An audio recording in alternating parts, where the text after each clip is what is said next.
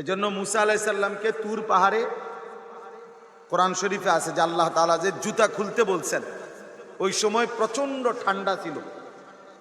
ওই সময়টা ওই মুহূর্তে নিচে বরফ পড়া ছিল এবং এত বেশি ঠান্ডা ছিল যে উনার স্ত্রী নিচে ঠান্ডায় কাঁপতেছিলেন।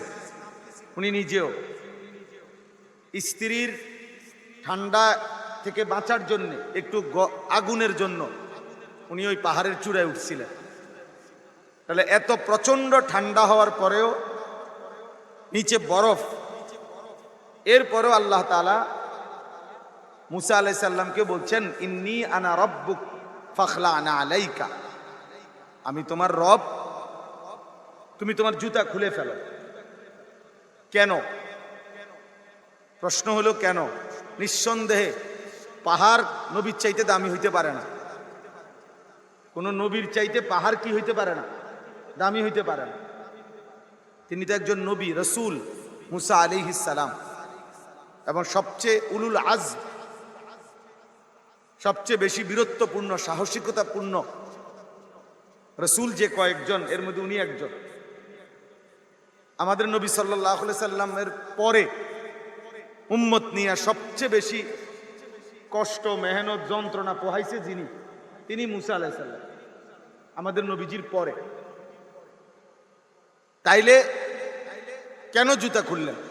এই তাফসীরের মধ্যে আছে যে শুধুমাত্র আল্লাহ তাআলা বলেছেন এর পরের আয়াত, ওয়া আনা ইখতারতুকা ফাসতামি' লিমা ইউহা, মুসা আমি তোমাকেই কথা বলার জন্য নির্বাচন করেছি, অতএব তুমি আমার কথা মনোযোগ দিয়ে শোনো। তাহলে এই আল্লাহর কথা এখন আল্লাহ বলবে, এই জন্য আগে বলছে জুতা খোলো। এই জন্য এটা নিয়ম, আদব। আল্লাহর কথা শুনবার জন্য জুতা খুলে শুনলে বরকত বেশি হয়। হযরত জিবরাইল আলাইহিস সালাম যতবার আমাদের নবী সাল্লাল্লাহু আলাইহি ওয়াসাল্লামের কাছে ওহী নিয়ে আসতেন, কোরআন নিয়ে আসতেন, তো উনি বিভিন্নভাবে আসতেন। তার মধ্যে একটা হলো মানুষের আকৃতিতেও আসতেন, সবসময় না, ভিন্নভাবেও আসতেন। তো যখন তিনি মানুষের আকৃতিতে আসতেন, কোন সাহাবীর আকৃতিতে, তো তিনি নবীজি সাল্লাল্লাহু আলাইহি সাল্লামের কাছে এসে বসতেন, একদম মুখোমুখি বসতেন। এতটা মুখোমুখি যে নবীজির দুই হাঁটু বরাবর মুখোমুখি হতেন, জিবরাইলের দুই হাঁটু বুক বরাবর, চোখ বরাবর, এরকম মুখোমুখি বসতেন। এরপরে নবীজির সাথে কথা বলতেন। এই জন্য এটা আদব যে বসে শোনা, জিবরাইল এটা শিখাইছে, এই জন্য বলছি। এরপরও কোনো ভাই যদি না শোনে, তো ওই বেচারা আল্লাহর কথা এবং নবীর কথার পরে আমার কাছে এর চাইতে ভালো কথা আর নাই, মানে আর কি দিয়ে আমি বসাবো? আমার কাছে এর চাইতে উত্তম কথা, কোরআনের চাইতে উত্তম কথা আমি করতে কান, রাসূলুল্লাহ সাল্লাল্লাহু আলাইহি সাল্লামের চাইতে উত্তম কথা আমি আর করতে কান? এর চাইতে দামি কথা হয়? এর চাইতে দামি উদ্ধৃতি, রেফারেন্স হয়? অতএব সব সময়ের জন্য এটা কথা, আল্লাহর কথা মনোযোগ দিয়ে শুনতে হয়, আল্লাহর কথা জুতা খুলে শুনতে হয়, আল্লাহর কথা আদবের সাথে বসে শুনতে হয়। রাসূলুল্লাহ সাল্লাল্লাহু আলাইহি ওয়াসাল্লাম জুতা পায়ে খাবারও খেতেন না, এটা স্পষ্ট হাদিস। নবীজি সাল্লাল্লাহু আলাইহি ওয়াসাল্লাম জুতা পায়ে খাবারও খেতেন না। নবীজি সর্বদাই জুতা খোলা অবস্থায় খাবার খাইতেন এবং মাথা ঝুঁকে খাইতেন, পিঠ সোজা রাইখা খাইতেন, দুই হাঁটু উঠাইয়া খাইতেন এবং বলতেন আকুলু কামা ইয়াকুলুল আবদ, একজন গোলাম তার মুনিবের সামনে যেমন খায় বিনয়ের সাথে, আমি আমার মহান আল্লাহর সামনে এভাবে বিনয়ের সাথে খাবার গ্রহণ করি, যেন এর দ্বারা অহংকারী বোঝা না যায়। সোফার উপরে টি টেবিলের উপরে দুই ঠ্যাং আলগি দিয়া, এই যে দেখেন, মনে করলেন আর কি যে চুরি করে যে করলেন আপনি চোর আর কি, চুরি করেও যে মোবাইলে ছবিটা উঠাইলা তো কিছু লাভ হইল না, বেয়াদবি হইল।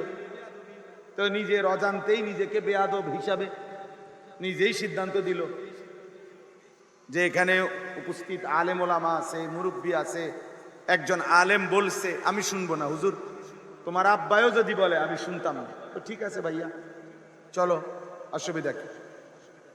সবাই একসাথে বদলে যাবে, এটা কখনোই সম্ভব না, কখনোই না। কোরআনুল কারীমের মধ্যে আছে, আল্লাহ তাআলা সূরা ইউসুফের মধ্যে বলছে, ওমা আকসারুন নাসি ওয়ালাউ হারাসতা বিমুমিনিন। হে নবী, আপনি প্রচন্ড চাইলেও সব লোক, অধিকাংশ লোক ইমানদার হবে না। নবীজিকে বলছেন, ওমা আকসারুন নাসি ওয়ালাউ হারাসতা বিমুমিনিন। আপনি ভীষণ চাইলেও, সর্বোচ্চ চেষ্টা করলেও, আগ্রহ করলেও অধিকাংশ লোক মুমিন হবে না, ফালতুই থাকবে বেশি, আকামলা থাকবে বেশি, আল্লাহর নাফরমান যুগে যুগে থাকবে বেশি। এটা আল্লাহর ওয়াদা। অনুগত, বাধ্য, আল্লাহ তাআলার গোলামি করে, আল্লাহ তাআলার হুকুমের তাবেদারি করে, এমন অল্পই হবে। কোরআনুল কারীমে আল্লাহ বলছে, ওয়া কালিলুম মিন ইবাদিয়াশ শাকুর।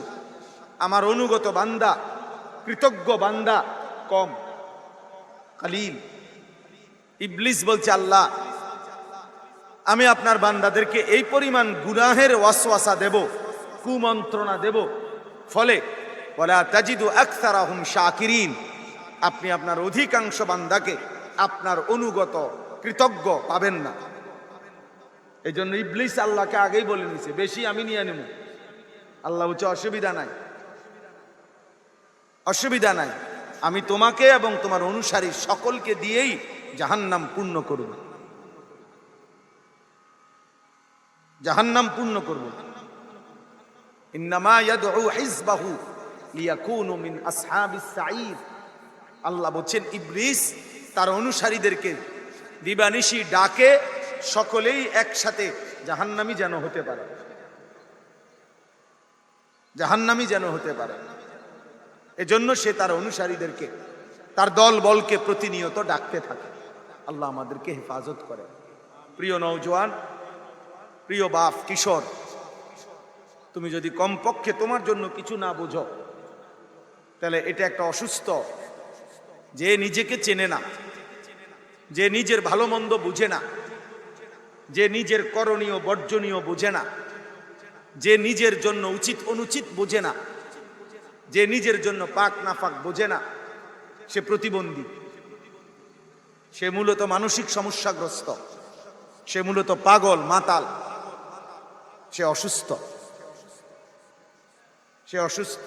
যার কাছে পেশাব আর পানি বরাবর, যার কাছে মধু আর মদ বরাবর, যার কাছে আপন বোন আর পরের নারী দুটোটাকেই সমানভাবে দেখে, বোনকেও দেখে, অন্য মেয়েকেও দেখে বরাবর, হালাল কোনটা হারাম কোনটা এই পার্থক্য যার মধ্যে নাই, যার কাছে কুকুর ছাগল বরাবর, যার কাছে সুদের টাকা ব্যবসার টাকা বরাবর, ও প্রতিবন্ধী, ও মানসিক সমস্যাগ্রস্ত, ও পাগল, মাতাল, তার সিরা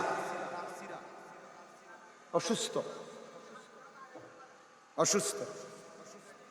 যার কাছে আতরের ঘ্রাণও লাগে না, পায়খানার দুর্গন্ধও নাকে লাগে না, কোনোটাই আলাদা মনে হয় না। নাউযুবিল্লাহ।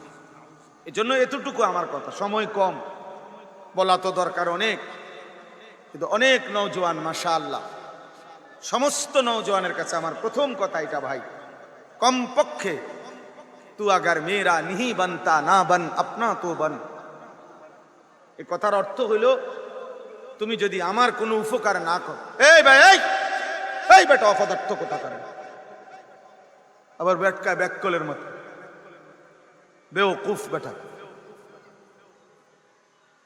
লজ্জা শরম কম থাকলে যা হয়। আমি ছেড়ে দেওয়ার মানুষ না। একদিন জীবনে যদি আসলাম, আমার এত পরিচয়ের কিছু নেই, আমি জনপ্রিয়তা দিয়া করবো কি ভাই? 1 কোটি মানুষ আমারে যদি চেনে, আমার কবর রাজা মাফ তো বলে, তো লাভ কি? কি কি ফায়দা কি? আমারে যদি 10 কোটি মানুষ চিনে, তো আপনাদের কবর রাজাব মাফ তো আপনাদের লাভ কি? তাইলে কার ছবি কে উড়ায়? ফালতু কোথাকার। কি ফায়দা বেটা? আমার বাড়ি কুমিল্লা, তোমার বাড়ি সিলেট, তুমি কিন্তু আমার ছবি উড়াও, আমার দিয়ে করবা কি? তুমি তোমারে দিয়ে আমি কি করব? তোমারে দিয়ে আমি কি করব? শুধু শুধু যেখানে যেটা পাইলে এটা উড়ে কে কে দেখে? কার? আমার ছবি তুমি আরেকজনের দেখাবা, হিতের মোবাইলে নাই। অনর্থক। আরে এর থেকে সিরা বাজলে ভালো, মুড়ি বাজলে তো কিছু মুড়ি বেচতে পারবে। এই জন্য নওজোয়ান বুঝতে শিখো। এটাই বলতেছিলাম, তুমি যদি আমার কোনো উপকার না করো, দেশ জাতি সমাজ পাড়া মহল্লা কারো যদি কোনো কল্যাণ নাও করো, আপনা তো বন, নিজের ভালো তো করো, নিজের জন্য তো কিছু করো, নিজের ভালো, নিজের কল্যাণ, নিজের করণীয়, নিজের কর্তব্য, নিজের আখলাক, এতটুকু তো হেফাজত করো ভাই। সারা রাত নারী দেখলে পরিণতি কি হবে তুমি একবার ভেবে দেখো, তোমার নিজের কি হবে? এই সমাজ যা হয় হোক, 24 ঘন্টা মোবাইল টিপলে তোমার পরিণতি কি হবে তুমি একবার ভাবো। পাগলা ঘোড়ার মতো, মাতালের মতো, পাগলা কুত্তার মতো মোটর সাইকেল জোরে চালাইলে এতে তোমার কি হবে? পাও ভাঙলে, মাথাটা ফেটে গেলে। এই এখনো একজন বিশিষ্ট ব্যক্তির সাথে আমরা কথা বলছি, একটা ছোট্ট শোরুম উদ্বোধন করে এখানে আসছি। তো উনি বলতেছেন যে ইবনে সিনা হসপিটালের চেয়ারম্যান, উনি বলতেছেন যে আমার হসপিটালে সবচেয়ে বেশি বর্তমান সময়ে আইসিইউর রোগী, মোটর সাইকেল আহত এবং কিশোর তরুণ। এই এখন বলছেন প্রতিদিন। আহা পাগল, তোর কে দেখবে? তোমারে মাথা ফাইটা গেলে, পাও ভেঙে গেলে, রক্তে ভেসে গেলে তোমারে কে দেখবে? এই পৃথিবী তোমারে সহমর্মিতা জানানোর জন্য কি দরকার? তুমি কি করে লাইছো দুনিয়ার যে তোমার জন্য সবাই আগাবে? হ্যাঁ, তোমার নিজেরই তো কোনো আখলাক নাই, পৃথিবী তোমার জন্য কাঁদবে কেন? মানুষ তোমার জন্য কাঁদবে কেন? কেউ তোমার জন্য দোয়া করবে কেন? তোমার দ্বারা তো কেউ কোনো উপকৃতই হয় নাই। তুমি তো জিন্দেগি শেষ করে দিছো নারী দেখতে দেখতে, ছবি দেখতে দেখতে, উলঙ্গ দৃশ্য দেখতে দেখতে। এজন্য আপনা তো বান, নিজের জন্য কিছু করো, নিজের কল্যাণ, নিজের ভালো, নিজের কিছু করো, নিজের এতটুকু ভাবো, এতটুকু কল্যাণ করো। আল্লাহ আমাদেরকে তৌফিক দান করে। সমস্ত ছেলের কাছে আমার অনুরোধ, বাপ নিজেরে ভুলো না। কোন মানুষের উপরে আল্লাহর সবচেয়ে বড় শাস্তি কি, আল্লাহ তাআলার সবচেয়ে বড় আযাব কি? তাফসীরের মধ্যে আছে, সূরা হাশরের মধ্যে, ফাআনসাহুম আনফুসাহুম। আল্লাহ বলছে কোন বান্দা আমার বেশি পরিমাণ নাফরমানি করলে আমি একদিন তাকে তার নিজের পরিচয় ভুলাইয়া দেই, আর কোনো দিন তার মনেই পড়ে না সে মুসলমান। তার কবর হবে, মৃত্যু হবে, আখিরাত হবে, মৃত্যুর পরে একটা জীবন আছে, হিসাব আছে, বিচার হবে, ফুলসেরাত হবে, আমল হবে, আমল নামা দেয়া হবে। আল্লাহর কসম বাপ, এটা ভুলে যাওয়া, এটা হচ্ছে জীবনের সবচেয়ে বড় লানত। আত্মপরিচয় ভুলে গেল, আমি কে, আসলাম কোত্থেকে। তোমরা যারা কাফের বেঈমানের মতো চুল রাখছো, তোমরা কি কোনোদিন মনে করছো যে তোমার ধর্ম কি? বলো বাপ, যাদের এই বিকট চুল, তোমাদের এই চুল কি প্রমাণ করে তুমি মুসলমান? তোমরা যারা পেশাব করে বাথরুমে ঠিকমতো পানি ব্যবহার করো না, টয়লেট পেপার ব্যবহার করো না, এই আখলাক কি প্রমাণ করে তুমি মুসলমান? বলেন। প্রতিনিয়ত যারা দাড়ি কাটতেছেন, এই আখলাক কি প্রমাণ করে আপনি মুসলমান? 30 বছর ধরে যিনি সুদ খাচ্ছেন এই হারামখোরকে জিজ্ঞেস করেন, এটা প্রমাণ করে তুমি মুসলমান? 365 দিনে খোদার এক বছরে কোনো দিন ফজরের নামাজ পড়লা না একদিনও, এটা প্রমাণ করে তুমি মুসলমান? মানুষ এত বড় জানোয়ার হয়? মুসলমানের ঘরে এত বড় জানোয়ার ঘুমায়? এ তো হাইওয়ান। যার কপালে সেজদা নাই ও তো হাইওয়ান, যার কপালে সেজদা নাই ও তো চতুষ্পদ জন্তু, ও তো জানোয়ার।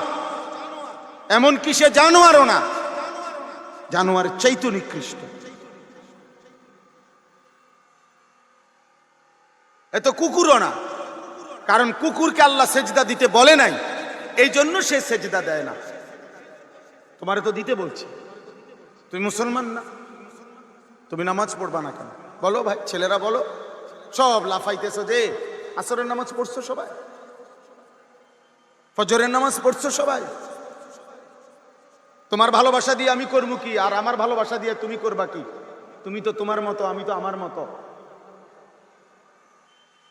আমরা নিজে পড়ছি তারিখে, আল্লাহর কসম বাবা শোনো, নবীজি সাল্লাল্লাহু আলাইহি ওয়াসাল্লাম যেদিন মক্কা থেকে হিজরত করে মদিনায় ঢুকছেন, প্রথম কুবা নগরীতে সর্বপ্রথম যেদিন নবীজি মদিনায় ঢুকছিলেন, মদিনার 72 থেকে 75 জন লোক ইতিপূর্বে নবীজিকে সরাসরি দেখছে, আর কেউ দেখে নাই আগে। ওনারা সবাই মদিনায় কালেমা গ্রহণ করছে। হযরত মুসআব ইবনে উমাইর নবীজির একজন সাহাবীর হাতে। যেদিন নবীজি আসছেন, ওই যারা মক্কায় হজ্জে গেছিল তারা দেখছিল, এই অল্প কয়েকজন, 70 থেকে 75 জন, বাকিরা নবীজিকে দেখে নাই। তো যে ওই দেখেন ওই একজন, ওই ভাই আপনি মোবাইল এটা নামান নি, তাইলে আল্লাহর নবী সাল্লাল্লাহু আলাইহি সাল্লাম, শুনো, নবীজি সাল্লাল্লাহু আলাইহি সাল্লামের সাথে তখন হযরত আবু বকর সিদ্দিক সাথে ছিলেন। এটা আমরা জানি কিনা? হিজরতের সময় নবীজির সাথে ছিলেন কে, এটা সবাই জানি না আমরা? তো যেদিন এই কুবা নগরীতে ঢুকছেন, তো আইসাই আল্লাহর নবী সাল্লাল্লাহু আলাইহি সাল্লাম আর আবু বকর এই দুইজন, তো ওনারা আইসা দুইটা খেজুর গাছের নিচে দুইজন বসছেন। প্রচন্ড রৌদ্র গরমে আসছেন, এখন দুইজন দুই গাছের নিচে বসছেন। তো মদিনার শত শত নারী পুরুষ বাচ্চা কাচ্চা সব আসছে নবীজিকে অভ্যর্থনা জানাবার জন্য। তো এখন আইসাই পুরুষরা দুই গাছের নিচে দুইজন বসা, তো একজন কেউ নবীজির সাথে মুসাফা করে, কেউ আবু বকর সিদ্দিকের সাথে মুসাফা করে, কিন্তু নতুন কেউ বলতে পারতেছে না কে মুহাম্মদ কে আবু বকর, বুঝা যাচ্ছে না। তো প্রত্যেকে ওই ফুরানওয়ালা করে জিগায় কোনজন, ওই যে আগের যারা দেখছে ওদেরকে গিয়ে গিয়ে জিগায়, কিরে ভাই কোনজন, নবীজি কোনজন আর কি। তাফসীরের মধ্যে লিখছে যে আবু বকর সিদ্দিক এটা খেয়াল করছে যে সবাই বারবার কানাঘুষা করতেছে যে নবী কোনজন, মুসাফা তো করি, কোনজন নবী, কোনজন আবু বকর, ওনার সাহাবী, ওনার খাদেম কোনজন। তো হযরত আবু বকর সিদ্দিক ওই গাছ থেকে উঠে এসে একটা আলাদা রুমাল আল্লাহর নবী সাল্লাল্লাহু আলাইহি সাল্লামের মাথার উপরে হালকাভাবে দিয়ে দিছে, আর পাশে দাঁড়ায় রইছে। এইবার সকলে বুঝছে ইনি মুহাম্মদ সাল্লাল্লাহু আলাইহি ওয়াসাল্লাম। এখন এরকম হইল কেন? কিতাবের মধ্যে লিখছে দুইজনের চুল, চেহারা, লেবাস, পোশাক এতটা একরকম যে নতুন মানুষ বুঝতেছে না কে মুহাম্মদ কে আবু বকর। বলো না ভাই, ইনসাফ করে বলো। এই ছিল সাহাবায়ে কেরামের আখলাক, এই ছিল নবী সাল্লাল্লাহু আলাইহি সাল্লামের অনুসরণ, এই ছিল আল্লাহ রাসূল সাল্লাল্লাহু আলাইহি ওয়াসাল্লামের ভালোবাসা। আর আমাদের হালাত, আমাদের তোমরা এখানে যে কয়জন ছেলে বসছো, তোমরা এখন দাঁড়াইয়া প্রমাণ করো তোমার চুল থেকে পায়ের নখ পর্যন্ত ইসলামের সাথে তোমার নমুনা, রাসূলুল্লাহ সাল্লাল্লাহু আলাইহি সাল্লামের সাথে তোমার নমুনা তুমি দেখাও ভাই। ইনসাফ করো, নিজের উপরে দয়া করো, ইসলামের উপরেও রহম করো। আল্লাহ তাআলা আমাদেরকে বুঝ দান করেন। কোরআনুল কারীমের আমি যে ছোট্ট 7টা আয়াত পড়ছি, ছোট ছোট, আমি আর অল্প একটু এই আয়াতের তর্জমাটা বলতে চাই। আমাদের নবী সাল্লাল্লাহু আলাইহি ওয়াসাল্লাম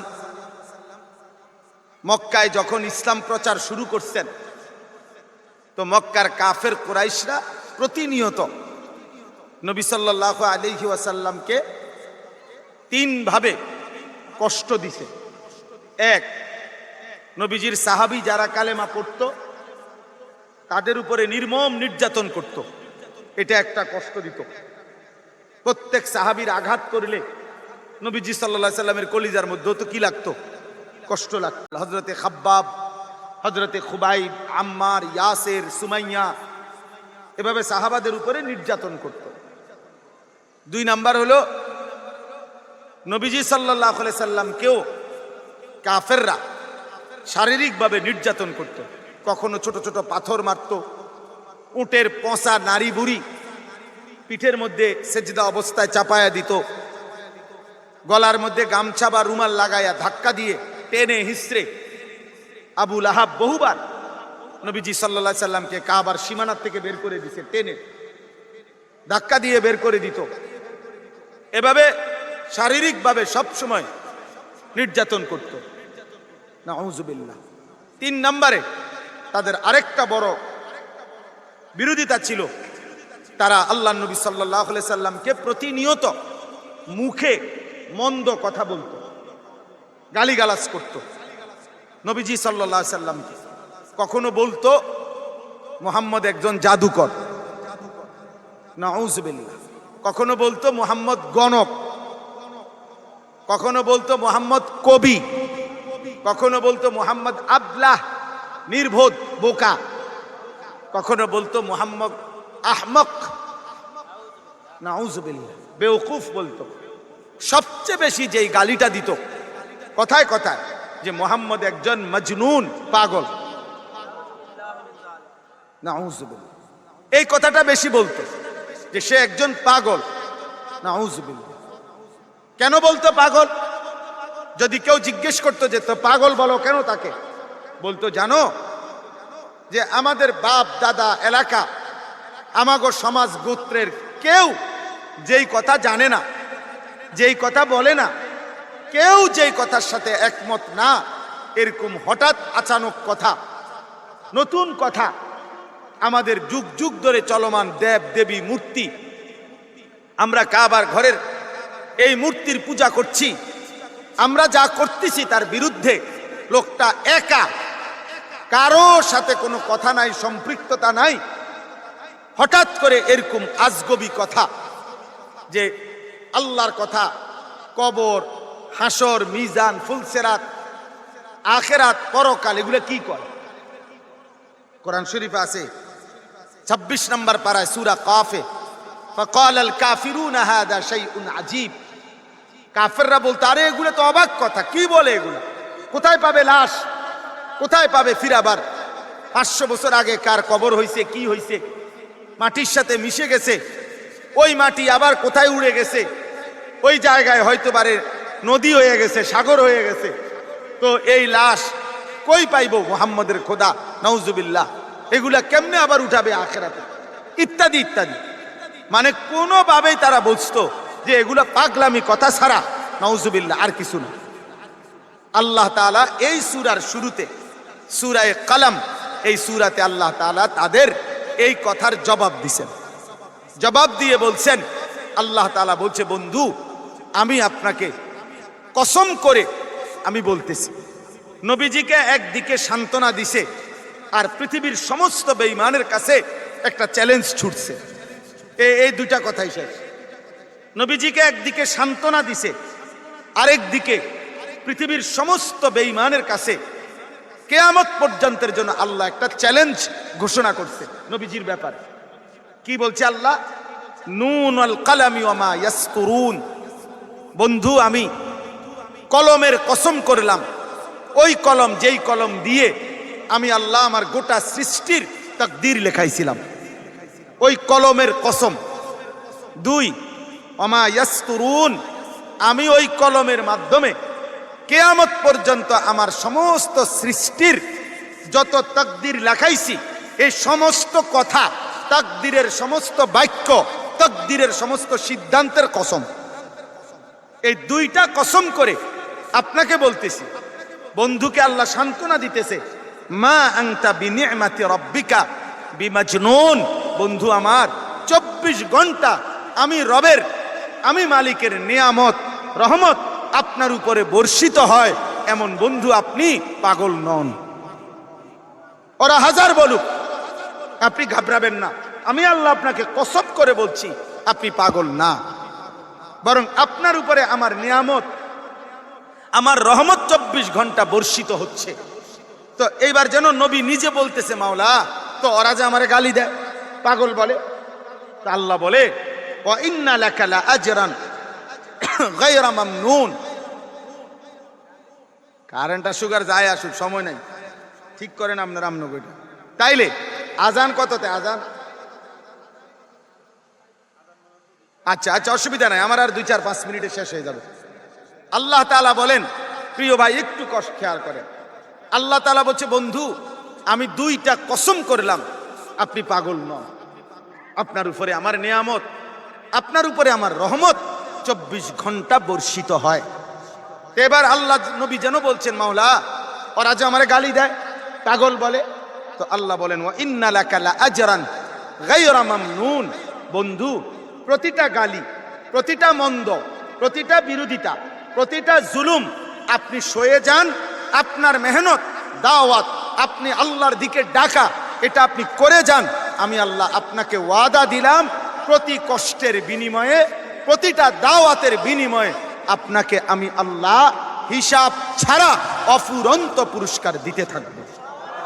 গালি দেবে একবার, আপনি বন্ধুকে আমি পুরস্কার দেব কোটিবার। মন্দ বলবে একবার, আপনাকে সম্মান আর ইজ্জত দেব কোটিবার আমি আল্লাহ। ওরা বলবে কত, আমি দিতে পারি কত, আমি আপনারে দেখাবো, আমি দেখাবো আপনাকে। ওয়া ইন্না লাকা লা আজরান গায়রা মামনুন। গায়রা মামনুন মানে হলো হিসাব ছাড়া, অফুরন্ত নেকি দেব, অফুরন্ত পুরস্কার দেব। এই হলো নবীজিকে সান্ত্বনা দিছেন, ঠিক আছে না? বুঝছেন কিনা? এবার পৃথিবীবাসীর সামনে আল্লাহ তাআলা একটা চ্যালেঞ্জ দিছেন যে শোনো, আমি যাকে বন্ধু বানিয়ে পাঠিয়েছি, আমি যাকে আখিরি রাসূল বানাইছি, আমি যাকে খাতামুন নবিয়্যিন বানিয়েছি, তারে আমি বুঝে শুনেই বানাইছি, আমি ঠিকঠাক করে দিয়েই বানাইছি। আল্লাহ বলছে, পৃথিবীবাসী শোনো, আমি আল্লাহ কসম করে বললাম, ওয়া ইন্নাকা লা আলা খুলুকিন আযীম। এই কায়নাতের, এই সৃষ্টির যত উত্তম গুণ হইতে পারে, যত উত্তম আখলাক হইতে পারে, যত সৌন্দর্য কল্পনা করা যায়, যত গুণাবলী কল্পনা করা যায়, সমস্ত গুণাবলী, সমস্ত সৌন্দর্য, সমস্ত শ্রেষ্ঠত্ব 100% 100 পূর্ণ দিয়ে আমি আল্লাহ আপনাকে পাঠিয়েছি।